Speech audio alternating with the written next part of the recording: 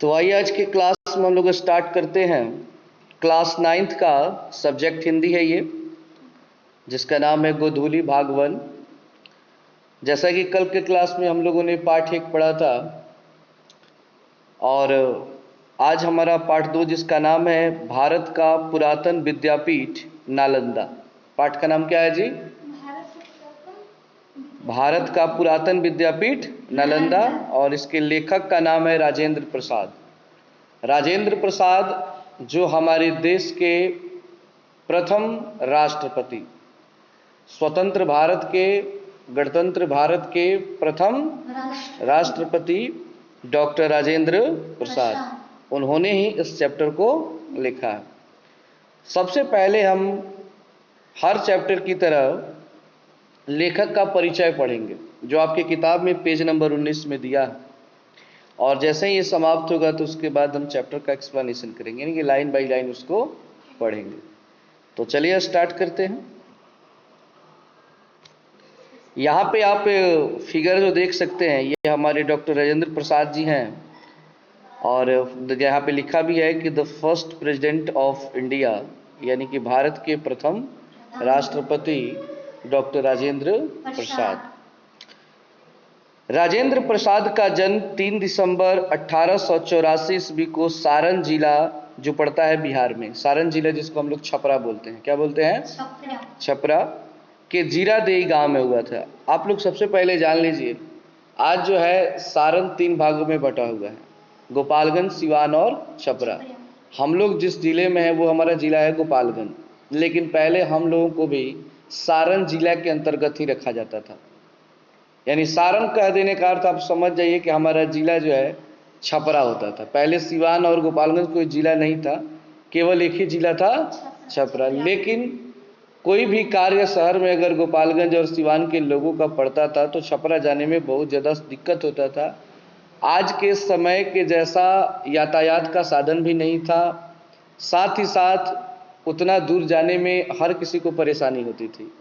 तो उसको 3 भागों में बांट दिया गया, गोपालगंज, सिवान और छपरा। अगर इस समय के हिसाब से देखा जाए कि राजेंद्र प्रसाद का जन्म किस जिला में है, तो आप इस टाइम में कहेंगे सिवान जिला में। किस जिला में जी? सिवान जिला, हमारा पड़ोसी जिला जो है। और उनके गांव का नाम है जीरादेई। गांव का नाम क्या है? जीरादेई। तो यहाँ पे ऑब्जेक्टिव क्वेश्चन 2 से 3 बनते हैं। जैसे आपसे पूछा जा सकता है कि डॉक्टर राजेंद्र प्रसाद का जन्म कब हुआ था, तो आप कहेंगे 3 दिसंबर 1884 ईस्वी को। कहाँ हुआ था, तो कहेंगे जीरादेई गांव, जिला सारण और बिहार में। आप सिवान में लिख सकते हैं। उनके पिता महादेव सहाय, यहाँ पे आप देख सकते हैं मैंने रेड कलर से लिखा है महादेव सहाय, यानी इनके पिताजी का नाम क्या था? महादेव सहाय। देखिए जहाँ भी मैंने रेड कलर से इंडिकेट किया है हर शब्द को, आप लोग चाहें तो अपने किताब में अंडरलाइन कर सकते हैं, ताकि दोबारा जब भी बुक को पढ़ें तो आपका नज़र उस पर जाएगा, क्योंकि ये इस लाइन का मेन टॉपिक है। जो भी मेन टॉपिक है मैं उसको रेड कलर से कलर कर देता हूँ। तो महादेव सहाय फारसी एवं संस्कृत के अच्छे जानकार थे। यहाँ पे 2 प्रश्न बनते हैं कि डॉक्टर राजेंद्र प्रसाद के पिताजी का नाम क्या है, तो महादेव सहाय। आपसे कहा जाएगा महादेव सहाय जी जो थे वो कौन कौन से भाषाओं के अच्छे जानकार थे, तो कहेंगे संस्कृत और फारसी। वे पहलवानी और घुड़सवारी के शौकीन थे। तो ये भी एक क्वेश्चन बन सकता है, वे किस चीज के शौकीन थे? पहलवानी या घुड़सवारी। हाँ, पहलवानी समझते हैं ना आप लोग, जो मल्ल युद्ध होता है, लोग लड़ते हैं, और घुड़सवारी, घोड़ा की सवारी करना। इन दोनों की शिक्षा उन्होंने अपने पुत्र राजेंद्र प्रसाद को भी दी थी। मतलब वो पहलवानी और घुड़सवारी करते थे, तो इसकी शिक्षा वे अपने पुत्र राजेंद्र प्रसाद को भी दिए थे। सबसे पहले उनका नामांकन छपरा के हाई स्कूल में हुआ। सबसे पहले उनका जो एडमिशन हुआ था वो कहाँ हुआ था जी? छपरा के हाई स्कूल में। और वे वहाँ 8वें दर्जे में रखे गए। 8वें दर्जे में रखे जाने का अर्थ है 8वें क्लास में उनका एडमिशन हुआ था। तो उनका एडमिशन छपरा के हाई स्कूल में 8वें दर्जे में, यानी कि 8वें क्लास में हुआ। वार्षिक परीक्षा में वे प्रथम आए। वार्षिक परीक्षा में प्रथम आने का अर्थ हुआ कि फाइनल जब एग्ज़ाम होता है, जैसे आप लोग का भी 8वां का एग्ज़ाम हुआ होगा, तो आप लोग 9th क्लास में आए हैं, तो उन्होंने भी 8वां क्लास का एक फाइनल एग्जाम दिया, तो उसमें वो पूरे स्कूल में रैंक 1 मतलब 1 नंबर पे आए थे। स्कूल के प्राचार्य मतलब होता है हेडमास्टर, ने प्राप्तांक से प्रसन्न होकर, प्राप्तांक मतलब होता है रिजल्ट, प्राप्तांक मतलब रिजल्ट से प्रसन्न होकर उन्हें दोहरी प्रोन्नति दी। मतलब दोहरी मतलब होता है कि बहुत ज़्यादा उनको अपनी तरफ से हेल्प किया, बहुत ज़्यादा उनकी प्रशंसा की, उनके काफ़ी सम्मानित किया। 1902 ईस्वी में वे कलकत्ता विश्वविद्यालय की मैट्रिकुलेशन परीक्षा में प्रथम आए। अब 1902 में वे कलकत्ता विश्वविद्यालय से मैट्रिक किए थे, और मैट्रिक में भी वे क्या आए थे? प्रथम आए थे। पूरे मतलब स्टेट में टॉप किए थे, रैंक 1 लाए थे। कहा जाता है कि राजेंद्र प्रसाद जी कभी भी सेकंड नहीं आए थे, हमेशा कोई भी एग्जाम देते थे 1 नंबर पे ही रहते थे। उसके बाद IA, BA, BL presidency college से किया। 1911 ईस्वी में वे कलकत्ता में वकील दल में शामिल हुए, यानी कि सारी पढ़ाई जब इन्होंने कर लिया तो 1911 ईस्वी में, आज से लगभग 109 बरस पहले वे वकील दल में शामिल हो गए, मतलब वकालत करने लगे। वकालत समझते हैं ना आप लोग? नहीं होता है कोर्ट जहाँ पे लोग केस फौजदारी करते हैं, तो वहाँ पे काला कपड़ा पहने हुए जो व्यक्ति केस लड़ता है उसको वकील कहते हैं, अंग्रेजी में इसको एडवोकेट कहा जाता है। 1916 ईस्वी में जब पटना में एक अलग न्यायालय स्थापित हुए, तब वे वकालत करने के लिए पटना चले। पहले तो वे कलकत्ता में रहे, लेकिन जैसे ही पटना में भी, जैसे कि बिहार की राजधानी क्या है? पटना है, तो पटना में एक अलग न्यायालय बना, एक हाई कोर्ट बना, तो उनको लगा कि जो काम मैं यहाँ पे कर रहा हूँ मैं अपने राज्य में भी जाके कर सकता हूँ, तो वे पटना चले आए थे। अगला पैराग्राफ है, राजेंद्र प्रसाद का राजनैतिक जीवन उत्कृष्ट रहा। वे संविधान सभा के प्रथम स्थायी अध्यक्ष हुए तथा भारतीय गणतंत्र के प्रथम राष्ट्रपति हुए। आपसे पूछा जाएगा कि संविधान सभा के प्रथम स्थायी अध्यक्ष कौन थे, तो आप कहेंगे डॉक्टर राजेंद्र प्रसाद। और फिर पूछा जाए कि भारतीय गणतंत्र के प्रथम राष्ट्रपति कौन थे, तो वहां भी आप कहेंगे डॉक्टर राजेंद्र प्रसाद। कोलकाता में वे जब छात्र थे तो उनके जीवन में एक महत्वपूर्ण घटना घटी, बंग भंग आंदोलन। यानी ये बात उस समय की है जब ये कोलकाता में पढ़ रहे थे, तो वहाँ पे एक आंदोलन चला था, बंग भंग आंदोलन। इसकी प्रतिक्रिया में देश में व्यापक उत्तेजना छा गई। बिहार टाइम्स के संपादक महेश नारायण और सच्चिदानंद सिन्हा का सहारा पाकर राजेंद्र प्रसाद ने बिहार स्टूडेंट्स की स्थापना की। जैसा कि आप लोग जानते हैं कि ये सारी बातें उस समय की हो रही हैं जब हमारा देश गुलाम था। उस समय अंग्रेज थे यहाँ पे, उनका शासन था, और उनका ये सारा लोग विरोध करते थे, चाहे डॉक्टर राजेंद्र प्रसाद हों, हमारे महात्मा गांधी हों, चंद्रशेखर यादव, भगत सिंह, ये सारे लोग अंग्रेज को क्या कर रहे थे? विरोध कर रहे थे, ताकि अंग्रेज यहाँ से चले जाएं। तो आपसे एक यहाँ पे क्वेश्चन हो सकता है कि बिहार स्टूडेंट्स की स्थापना किसने की, तो आप कहेंगे डॉक्टर राजेंद्र प्रसाद। एक और सवाल है यहाँ पे, देख सकते हैं, बिहार टाइम्स, तो बिहार टाइम्स के संपादक कौन थे, तो आप कहेंगे महेश नारायण और सच्चिदानंद सिन्हा। ऑब्जेक्टिव क्वेश्चन क्या होता है, इसी से तैयार किया जाता है। आपसे यही टाइप के सवाल पूछ दिया जाएगा कि डॉक्टर राजेंद्र प्रसाद जब कोलकाता में छात्र थे तो उस समय कौन सी महत्वपूर्ण घटना घटी थी, तो आपको दे दिया जाएगा बंग भंग आंदोलन। 4 ऑप्शन रहेंगे, उसमें ये भी एक रहेगा, बंग भंग आंदोलन, चिपको आंदोलन, असहयोग आंदोलन, सभी ने अवज्ञा आंदोलन। अब आपको इसमें से टिक करना है कि कौन होगा। तो आपको याद रखना है कि राजेंद्र प्रसाद का जो संबंध है वो है बंग भंग आंदोलन से। समझ में आ रहा है बात? आगे है, राजेंद्र प्रसाद कोलकाता में हिंदी विद्वानों की संगति में आए और उनके सक्रिय सहयोग से अखिल भारतीय हिंदी साहित्य सम्मेलन की स्थापना हुई। उनके लेखन की प्रक्रिया आजीवन चलती रही। आजीवन मतलब जीवन भर, मतलब उन्होंने कविता कहानी ये नहीं कुछ समय तक लिखा, जब तक जिंदा रहे तब तक इस कार्य में वे लगे रहे। 28 फरवरी 1931 में उनका निधन हो गया। निधन समझते हैं आप लोग? मृत्यु। तो ये इम्पोर्टेंट है कि उनकी मृत्यु, उनका निधन कब हुआ था, तो कहेंगे 28 फरवरी 1931 ईस्वी को। लास्ट पैराग्राफ है, प्रस्तुत पाठ भारत का पुरातन विद्यापीठ नालंदा हमारे इतिहास को एक गौरवपूर्ण गाथा को समेटे हुए है। यह पाठ तत्कालीन शिक्षा व्यवस्था की ऐसी झांकी पेश करता है जिसमें हमारी प्राचीन भारतीय शिक्षा एवं विद्या केंद्रों का महानतम स्वरूप दिखलाई पड़ता है। तो यानी कि हम लोग जो पाठ पढ़ने वाले हैं उस पाठ का नाम है भारत का पुरातन। पुरातन मतलब होता है पुराना। अब विद्यापीठ मतलब जहाँ पे पढ़ाई होता हो, पढ़ाई के केंद्र, उसको विद्यापीठ कहा जाता है। और किस जगह की बात की जा रही है? नालंदा, जो हमारे बिहार का एक जिला है जहाँ के हमारे वर्तमान मुख्यमंत्री श्री नीतीश कुमार जी रहने वाले हैं। उनका जो जिला है वो कौन सा है जी? नालंदा जिला। तो हम लोग नालंदा विश्वविद्यालय के बारे में पढ़ने वाले हैं कि वहाँ की क्या क्या विशेषता थी, और उन सारा वर्णन हमारे देश के राष्ट्रपति, प्रथम राष्ट्रपति डॉक्टर राजेंद्र प्रसाद ने किया है। तो ये इनका परिचय हो गया। आगे चलते हैं और चैप्टर को शुरू करते हैं।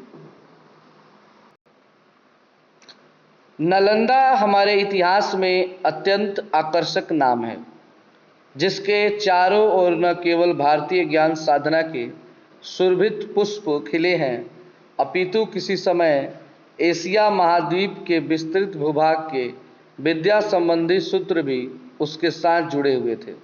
यहाँ पे राजेंद्र प्रसाद जी कहते हैं कि जिस नालंदा के बारे में हम लोग पढ़ने वाले हैं, इसका नाम बहुत ही आकर्षक है। आकर्षक मतलब होता है अपनी ओर खींचने वाला है। ये जो जगह है आज से नहीं बल्कि प्राचीन काल से विद्या का केंद्र है। विद्या का केंद्र मतलब पढ़ाई लिखाई का एक जगह है। आज के समय में हर जगह स्कूल कॉलेज आपको दिखाई आसानी से पढ़ जाते हैं, आसानी से पढ़ने के साधन उपलब्ध हो जाते हैं।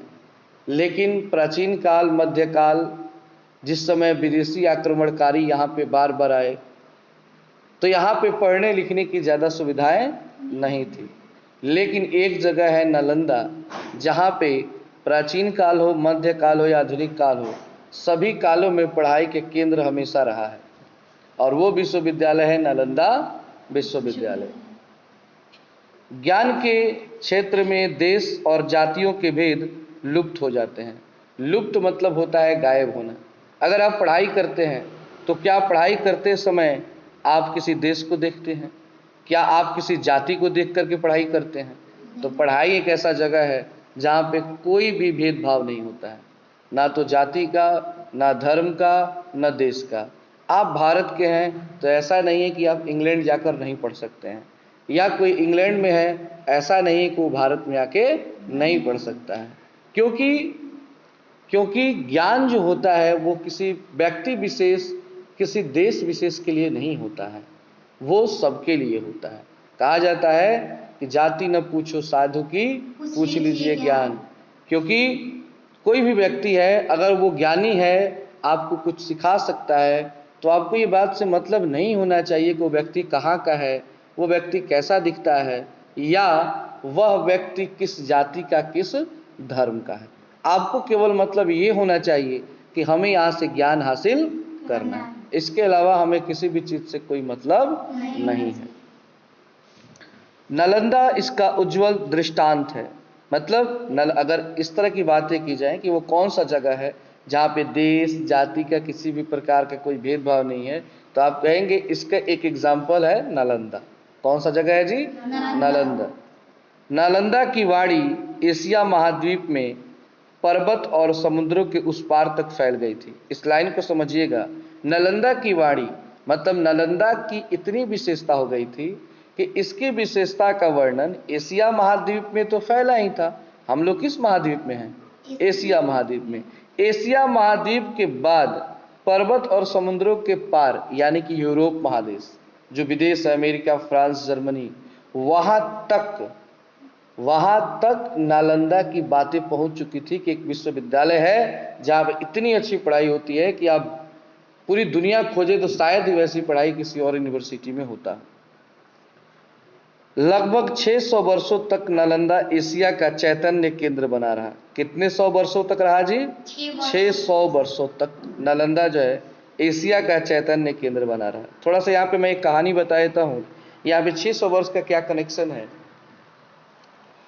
हुआ यूँ था कि प्राचीन काल में, हम अभी भी कहते हैं कि पटना नालंदा विश्वविद्यालय अभी भी है, लेकिन 600 वर्षों तक यहाँ पे बताया जा रहा है कि 600 वर्षों तक नालंदा विश्वविद्यालय था, उसके बाद वो क्या हो गया, समाप्त हो गया।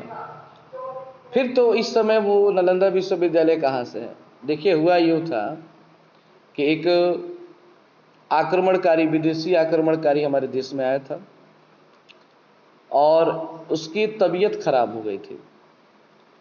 तो उसके जो नीम हकीम थे काफ़ी इलाज करते थे, लेकिन वो ठीक नहीं होता था। तो किसी ने बताया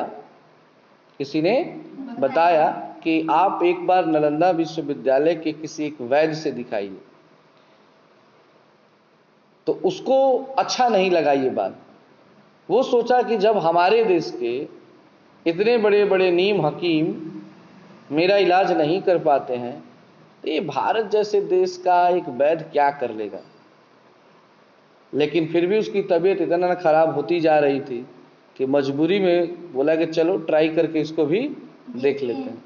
वो वैद्य आए, नालंदा विश्वविद्यालय के टीचर भी थे वो, और उन्होंने इसका इलाज किया और वो ठीक हो गया। ठीक हो गया तो वो खुश नहीं हुआ, बल्कि और टेंशन में आ गया, उसको गुस्सा आ गया। उसको लगा कि अरे ये तो हमारे देश से भी तेज हैं यहाँ के लोग। वो उसे ये बात पसंद नहीं आई और उसने क्या किया कि पूरा नालंदा विश्वविद्यालय में आग लगवा दिया।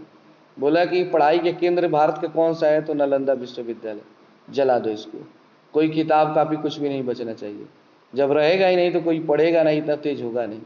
सोचिए, उसको वहाँ पे पुरस्कार देने के बजाय उसने घर में आग लगवा दिया और पूरा नालंदा विश्वविद्यालय जलकर राख हो गया।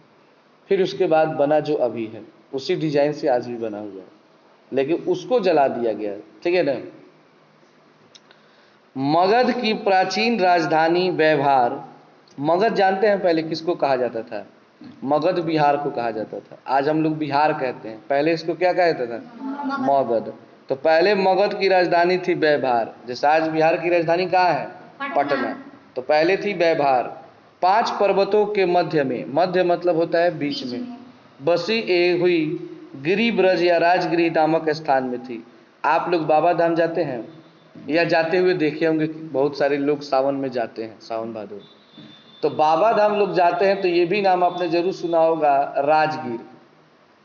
राजगीर का नाम लोग जरूर सुनते हैं। सुल्तानगंज का नाम आप लोग सुने होंगे कि लोग सुल्तानगंज से जल भर कर बाबा धाम जाते हैं। रास्ते में राजगीर पड़ता है, जहाँ पे महात्मा बुद्ध का स्तूप बना हुआ है। वहाँ पे गरम कुंड है। गरम कुंड का नाम आप लोग सुने होंगे कि वहाँ का जो पानी है वो खौलता रहता है, उसी में लोग नहाते हैं, लेकिन किसी को कुछ होता नहीं, गर्म नहीं लगता है वो। लेकिन देखने में अगर पहले से आप देख लेंगे तो डर के भाग जाएंगे, इतना लगता है कोई अधन है। अधन समझते हैं ना? भात बनाने के लिए जो अधन रखा जाता है, तो खौलना शुरू हो जाएगा, उसमें कोई बैठेगा जी नहीं। उसी तरह खौलता रहता है, लेकिन फिर भी आप जाइएगा तो आपको कुछ भी नहीं कुछ होगा। मतलब माना जाता है कोई है, कोई दैविक शक्ति होगी। वर्तमान नालंदा उसी राजगृह के तप्त कुंडों से 7 मील उत्तर की ओर। यहाँ पे देखिए तप्त कुंड का बात आ गया है। तप्त कुंड मतलब तापमान कुंड। मतलब देखिए, ये तो हो गया कि लोगों का मानना है कि भगवान का पावर है, लेकिन वैज्ञानिक को पता है ना, वैज्ञानिक ये सब नहीं मानते हैं।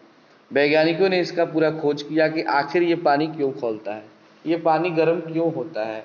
तो वैज्ञानिकों को पता चला कि यहाँ जो ये पानी पर्वत के ऊपर से आता है, झरने से होते हुए, तो जिस पर्वत से होकर आता है उस पर्वत पर गंधक है, बहुत ज़्यादा मात्रा में पर्वत में क्या है? गंधक है। और गंधक एक ऐसा तत्व होता है, आप लोग केमिस्ट्री में पढ़ेंगे, गंधक एक ऐसा तत्व होता है कि जिससे कोई भी वस्तु अगर संपर्क में आ जाए तो उसको वो गर्म कर देता है। तो पानी भी उसी से होकर आता है, तो पानी भी क्या हो जाता है? गर्म हो जाता है। ऐसा वैज्ञानिकों का मानना है। लेकिन पता है ना कि जो भक्ति भावना में लोग डूबे होते हैं वो ये सब नहीं मानते हैं, कहते नहीं भगवान शंकर का ये दया है कि पूरा गर्म जल में भी किसी को कुछ होता नहीं है। तो जो मान लो, अपनी मर्जी के ऊपर है। नालंदा का प्राचीन इतिहास भगवान बुद्ध और भगवान महावीर के समय तक जाता है। माना जाता है कि अगर प्राचीन इतिहास की बात करें नालंदा की, तो हम कहेंगे भगवान बुद्ध और भगवान महावीर। यहाँ पे आप फोटो देख सकते हैं, ये जैन धर्म लिखा है ना, तो ये जैन धर्म के जो तीर्थकर थे ये थे हमारे महावीर, ठीक है। और बौद्ध धर्म के संस्थापक थे महात्मा बुद्ध। आप जाएंगे, कभी भी मौका मिला अगर आप लोग बाबा धाम जाने का, तो वहाँ पे आपको रास्ते में राजगीर जरूर सबको उतरता है और वहाँ पे स्नान करता है, पहले शुद्ध करता है अपने आप को, और स्नान करने के बाद इन दोनों आदमी का मूर्ति वहाँ पे बना हुआ है। जो मूर्ति आप लोग देख रहे हैं सेम डिजाइन का मूर्ति बना हुआ है। वहाँ पे लोग जाते हैं, दर्शन करते हैं और फिर आगे सुल्तानगंज की ओर पढ़ते हैं और वहाँ से पैदल लोग बाबा धाम की यात्रा, करीब करीब 120 किलोमीटर की यात्रा लोग पैदल करते हैं। आगे है, कहते हैं बुद्ध के समय नालंदा गांव में प्रावारिकों का आम्र बनता। प्रावारिक आप लोग समझते हैं, जैसे देखिए पहले के टाइम में ना जो ये महात्मा बुद्ध थे तो ये लोग भिक्षा मांगते थे। महावीर जो थे भिक्षा मांग मांग कर अपना काम चलाते थे। भिक्षुक इन्हें कहा जाता था। क्या कहा जाता था? तो वो भिक्षुक और ये जो गांव में भिक्षा मांगते उनमें बहुत अंतर है। वो भिक्षुक स्टैंडर्ड क्वालिटी के थे, मतलब कि किसी से अगर कुछ मांग दिए तो अगर आप बोल दिए कि नहीं देंगे तो दोबारा कुछ मांगते नहीं, तो चुपचाप वहां से चले जाएंगे। एक दिन में ये 5 घर ही मांगते थे, मिला तो मिला, नहीं मिला तो उस दिन भूखे रह जाएंगे, लेकिन 6वें घर में नहीं जाते थे। लेकिन आजकल के भिखारी क्या है, एक दिन में 3 गांव 4 गांव घूम देते हैं। आप अगर कह देंगे कि नहीं है कुछ तो भी कहते हैं देना तो तनी मनी, बहाना भी अगर हम लोग मारे कि नहीं है कोई घर पे, फिर भी ले के जाएंगे। तो अंतर है दोनों में। तो ये लोग सम्मान के साथ लोग इनको बैठाते थे, खिलाते थे। जैन ग्रंथों के अनुसार नालंदा में महावीर और आचार्य मेखली पुत्र गोसाल की भेंट हुई थी। आप लोग याद रखिएगा, ये लाइन क्वेश्चन एग्जाम में आता है कि नालंदा में महावीर की भेंट किससे हुई थी? तो आप कहेंगे आचार्य मेखली पुत्र गोसाल से। आचार्य मेखली पुत्र गोसाल से। उस समय यह राजगृह का उपग्राम या वायरिक स्थान समझा जाता था, जहां महावीर ने 14 वर्षावास व्यतीत किए। वर्षावास मतलब होता है 14 बरस तक निवास करना। 14 बरस तक, यानी महावीर नालंदा में 14 बरस तक अपना जीवन बिताए थे, वहीं पे निवास स्थान बनाए थे। सूत्र कृतांग के अनुसार नालंदा के एक धनिक नागरिक लेप, क्या नाम है जी? लेप ने धन धान्य शैया आसन रथ सुवर्ण आदि के द्वारा भगवान बुद्ध का स्वागत किया और उनका शिष्य बन गया था। धन धान्य समझते हैं आप लोग, मतलब खाना पीना सोना चांदी। शैया मतलब होता है बिछावन, आसन मतलब बैठने वाला मतलब राजगद्दी, रथ, सोना, स्वर्ण मतलब सोना, मतलब हर तरह का व्यवस्था से एकदम स्वागत किया था। किसका? महात्मा बुद्ध का। और उनका वो क्या बन गया था? शिष्य। सोचिए इतने धनी धनी लोग उनका शिष्य बन जाते थे और वे लोग भी सारा चीज दान करके उनके साथ भिक्षा मांगने का काम शुरू कर देते थे। तिब्बत के विद्वान इतिहास लेखक लामा तारानाथ के अनुसार नालंदा सारीपुत की जन्मभूमि थी। अब यहाँ भी एक क्वेश्चन बनता है कि लामा तारानाथ के अनुसार नालंदा किसकी जन्मभूमि थी? तो कहेंगे सारीपुत की जन्मभूमि थी। उनका चैत्य अशोक के समय भी वहाँ था। राजा अशोक ने एक मंदिर बनवाकर उसे परिवर्धित किया। नीचे आप चित्र देख रहे हैं ना, ये सम्राट अशोक है। आप लोग चंद्रगुप्त मौर्य का नाम जरूर सुने होंगे, जिन्होंने मौर्य वंश की स्थापना की थी। चाणक्य का नाम जरूर सुने होंगे, चाणक्य ने ही चंद्रगुप्त को राजा बनाया था और मौर्य वंश की स्थापना की थी। चंद्रगुप्त मौर्य के पुत्र का नाम था बिंदुसार मौर्य। बिंदुसार, और बिंदुसार मौर्य का छोटा बेटा था अशोक। क्या नाम था? अशोक। कहा जाता है कि चंद्रगुप्त मौर्य और अशोक दोनों महान राजा थे। इनके जैसा राजा आज तक कोई नहीं हुआ है। जो लोगों से प्रेम था इनको, अपने जनता के प्रति ये बहुत ज्यादा लगाव रखते थे।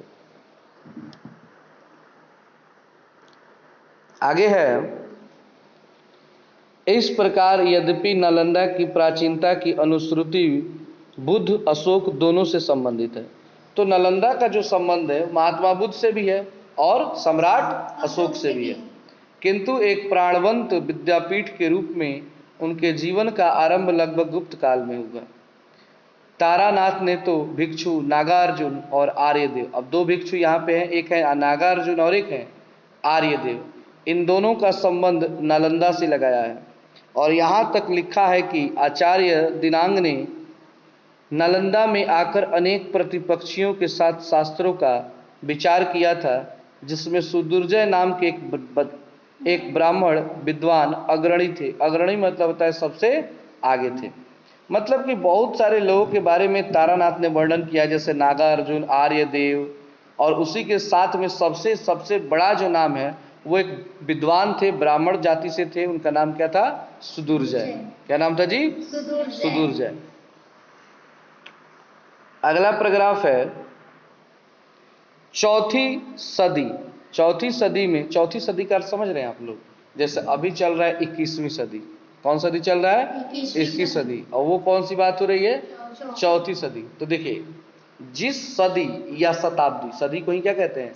शताब्दी। अंग्रेजी में सेंचुरी बोला जाता है।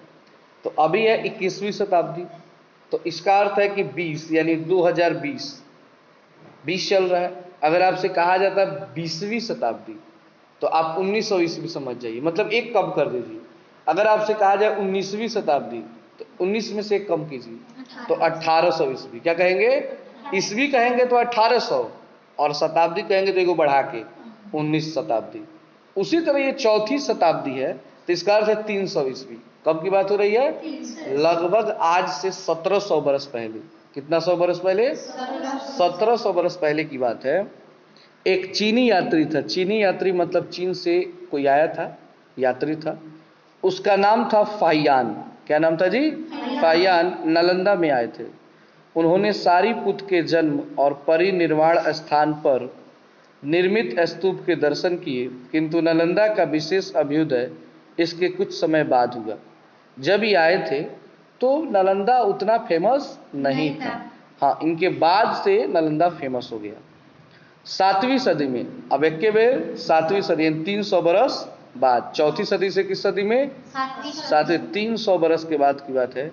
सम्राट हर्षवर्धन के समय जब युवान चांग इस देश में आए, तो नालंदा अपनी उन्नति के शिखर पर था। यानी कि चौथी सदी में आए थे कौन? फाहियान।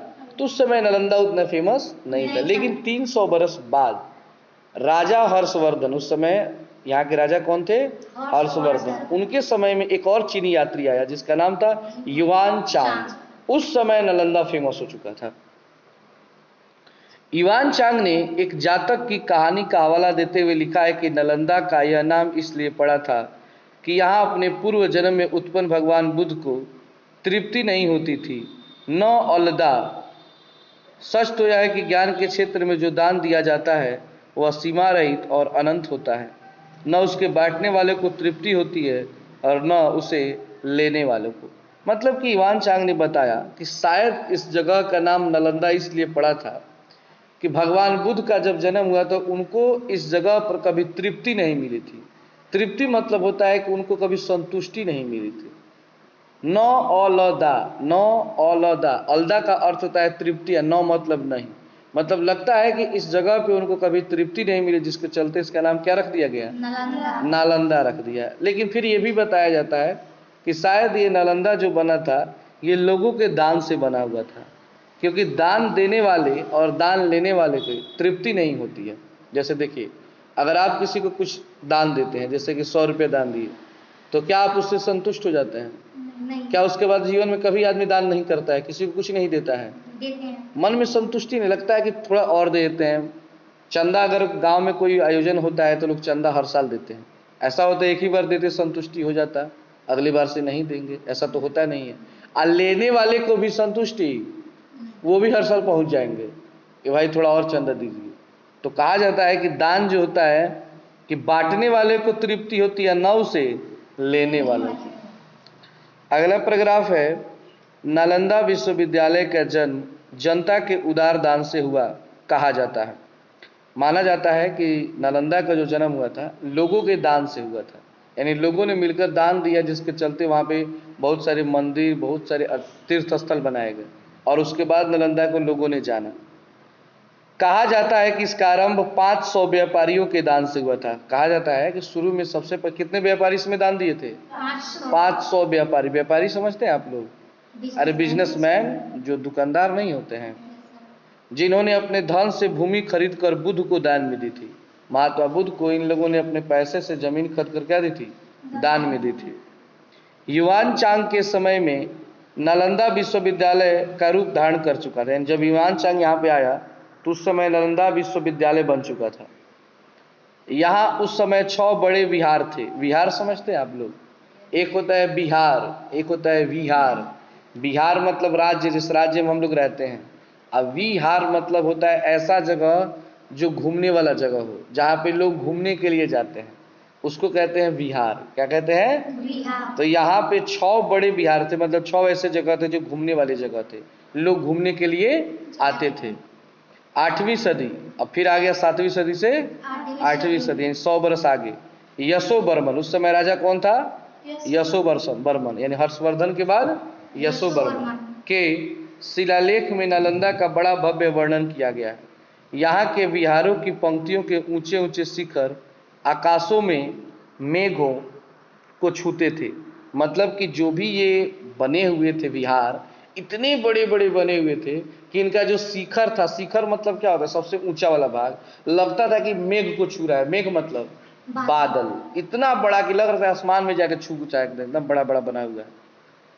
उनके चारों ओर नीले जल से भरे हुए सरोवर थे। सरोवर मतलब होता है तालाब, मतलब स्विमिंग पूल देखें आप लोग, फिल्म में देखे होंगे, नीला कलर का होता है, देखिएगा उसका पानी जो होता है नीला कलर का। तो नीले कलर का तालाब था जिसमें सुनहरे और लाल कमल तैरते थे। किस किस प्रकार के कमल के फूल थे जी? सुनहरे थे और लाल थे। बीच बीच में सघन आम्र कुंजों की छाया थी। आम्र कुंज मतलब होता है आम के पेड़, यानी बीच बीच में आपको आम के पेड़ों की छाया भी दिखाई देगी।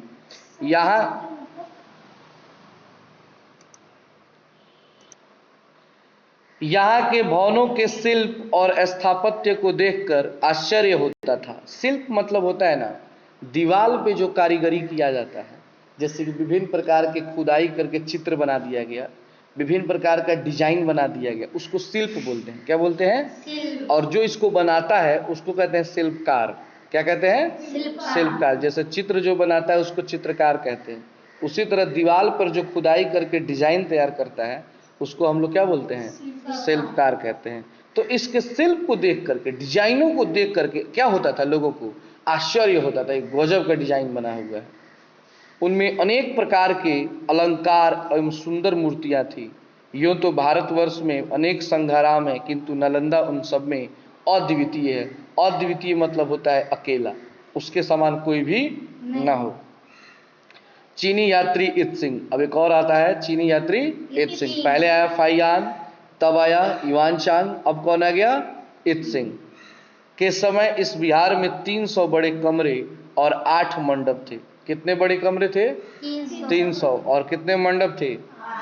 पुरातत्व विभाग की खुदाई में नालंदा विश्वविद्यालय में जो अवशेष यहाँ प्राप्त हुए हैं, उनसे इन वर्णनों की सच्चाई प्रकट होती है। पुरातत्व विभाग आप लोग समझते हैं? जैसे देखिए, पुरातत्व का एग्जाम होता है, उसमें लोग अफसर बनते हैं, पुलिस बनते हैं। उन लोगों का काम जानते हैं क्या होता है? पुराना जो जगह है ना, कोई महल हुआ, उसका तोड़ करके उसका खुदाई करना जमीन का, और पता लगाना कि ये कब का बना हुआ है। ये सब पता लग जाता है कितने साल पहले का है। कोई वस्तु उसमें मिल गया जमीन में दबा हुआ है, तो उसको देखना है कि ये वस्तु कब की है, कितने साल पहले की है। इसको सब जांच उच करते हैं, उसको पुरातत्व विभाग कहते हैं। तो उनमें पता चला है कि ये जो जितने भी वहाँ पे अवशेष मिले हैं, जो भी वस्तुएं मिली हुई है, ये बात सही बताती है कि पहले के टाइम में नालंदा विश्वविद्यालय बहुत ही फेमस था। अगला पैराग्राफ है कि आर्थिक दृष्टि से, आर्थिक दृष्टि का अर्थ होता है पैसा रुपया। अगर कहा जाए कि आपके घर में खाने के लिए कुछ नहीं है, तो इसका अर्थ है कि आपकी आर्थिक दृष्टि से आपकी स्थिति खराब है। अगर आपके घर में बहुत ज़्यादा पैसा है, कुछ भी आप कर सकते हैं, तो इसका अर्थ है कि आर्थिक दृष्टि से आप अच्छे हैं। समझ रहे हैं ना? तो आर्थिक दृष्टि मतलब होता है पैसा रुपया की दृष्टि से।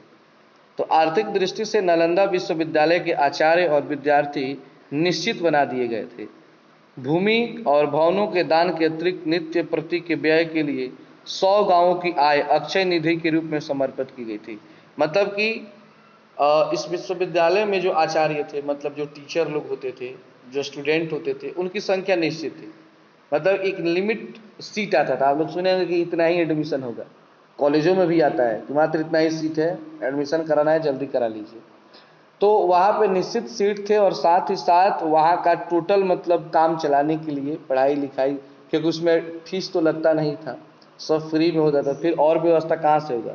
तो 100 गाँव से जो दान मिलता था, अगल बगल कितने गाँव, 100 गाँव का जो दान होता था नालंदा विश्वविद्यालय को दिया जाता था, जिससे बच्चे पढ़ाई करते थे।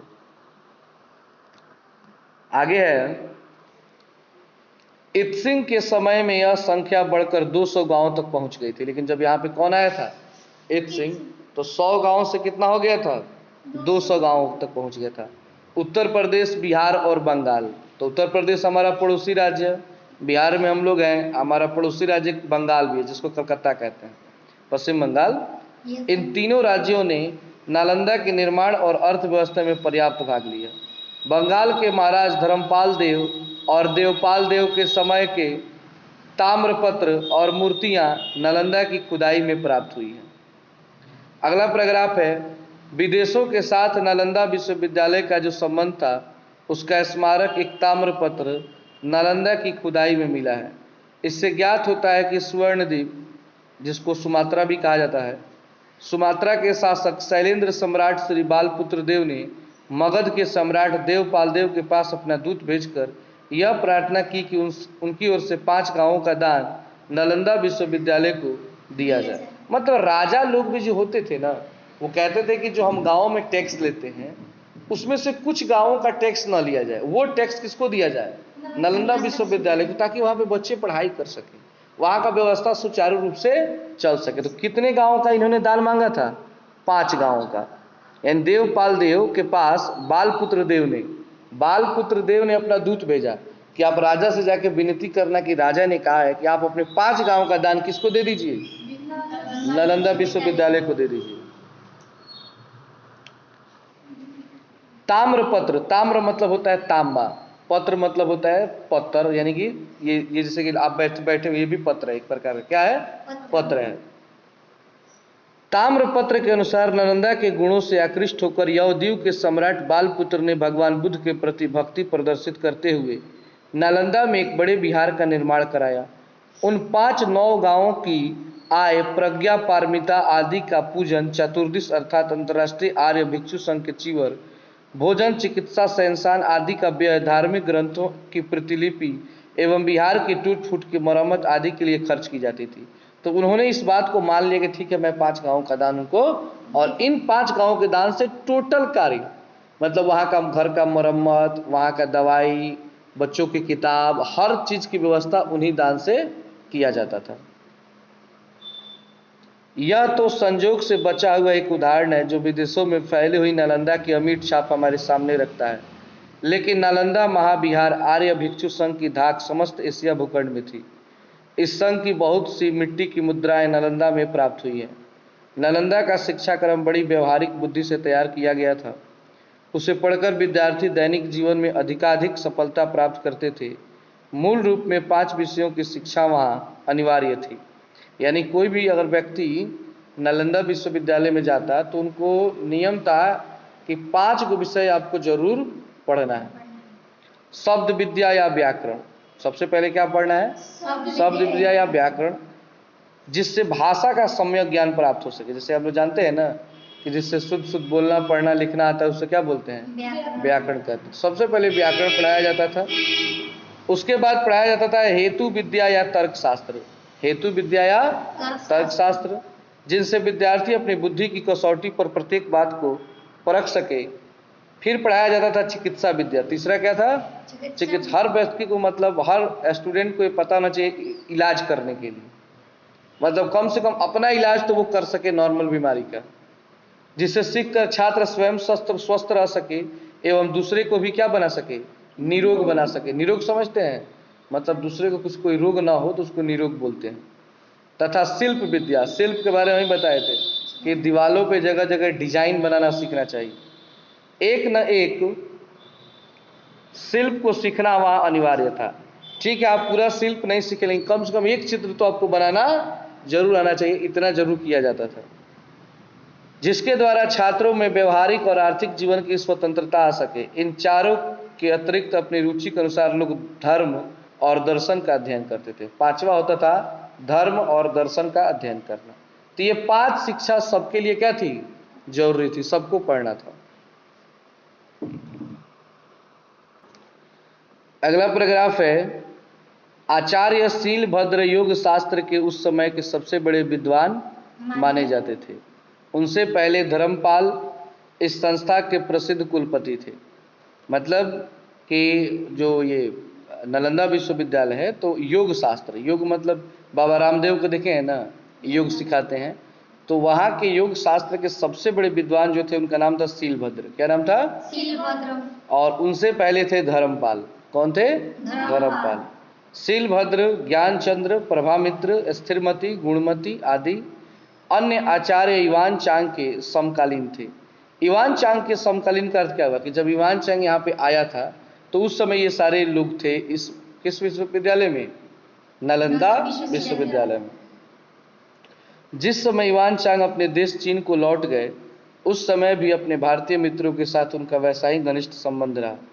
जब युवान चांग नालंदा से विदा होने लगे तब आचार्य शीलभद्र एवं अन्य भिक्षुओं ने उनसे यहाँ रह जाने के लिए अनुरोध किया।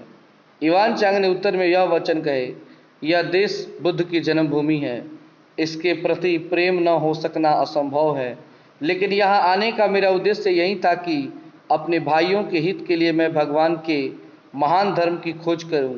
मेरा यहाँ आना बहुत ही लाभप्रद सिद्ध हुआ है।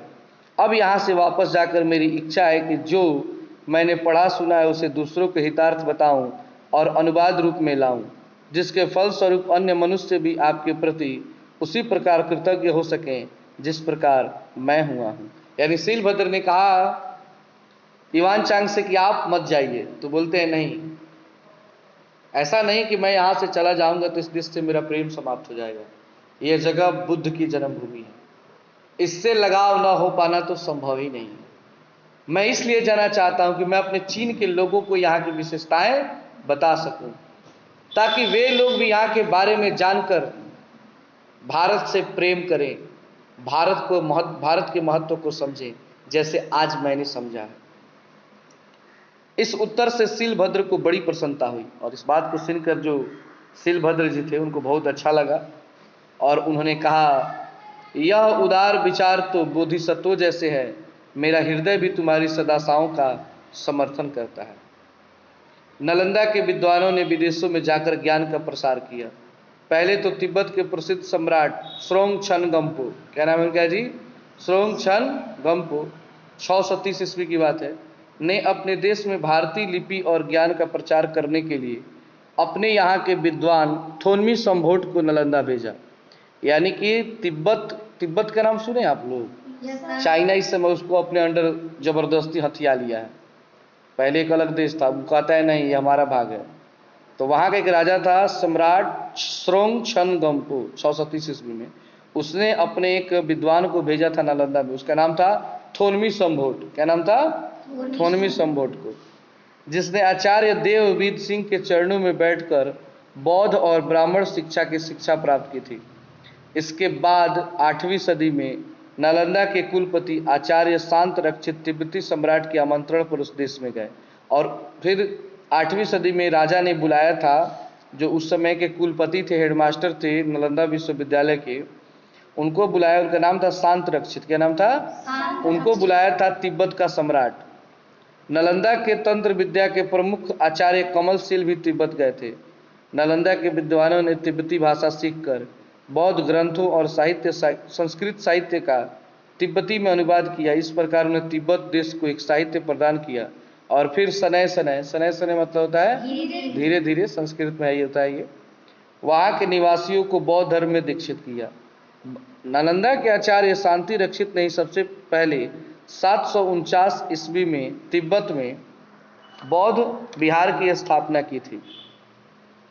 इन विद्वानों में आचार्य पद्म संभव और दीपशंकर श्री ज्ञानतीश के नाम उल्लेखनीय हैं। साहित्य और धर्म के अतिरिक्त नालंदा कला का भी एक प्रसिद्ध केंद्र था, जिसने अपना प्रभाव नेपाल, तिब्बत, हिंदेशिया एवं मध्य एशिया की कला पर डाला। नालंदा की कांस्य मूर्तियाँ मतलब होता है कांस की मूर्तियाँ, अत्यंत सुंदर और प्रभाव उत्पादक हैं। विद्वानों का अनुमान है कि कुंकीहार से प्राप्त हुई बौद्ध मूर्तियां नालंदा शैली से प्रभावित हैं। वस्तुतः नालंदा की सर्वांगीण उन्नति उस समन्वित साधना का फल था जो शिल्प विद्या और शब्द विद्या एवं धर्म एवं दर्शन के एक साथ पाठ्यक्रम में सम्मिलित करने से संभव हुई। हमारी अभिलाषा होनी चाहिए कि भूतकाल के इस प्रबंध से शिक्षा लें और कला, शिल्प, साहित्य, धर्म, दर्शन और ज्ञान का एक बड़ा केंद्र नालंदा में हम पुनः स्थापित करें। तो ये नालंदा के बारे में डॉक्टर राजेंद्र प्रसाद जी ने लिखा हुआ है, इसको आपने जाना। चलिए अब इसके क्वेश्चन आंसर को हम लोग लिख लेते हैं, जो पेज नंबर 23 में टोटल 19 क्वेश्चन है। इसमें केवल आंसर हमने लिखा है, क्वेश्चन आप लोग किताब से लिख सकते हैं। तो चलिए इसको एक एक करके नोट कर लीजिए और ये चैप्टर समाप्त होता है।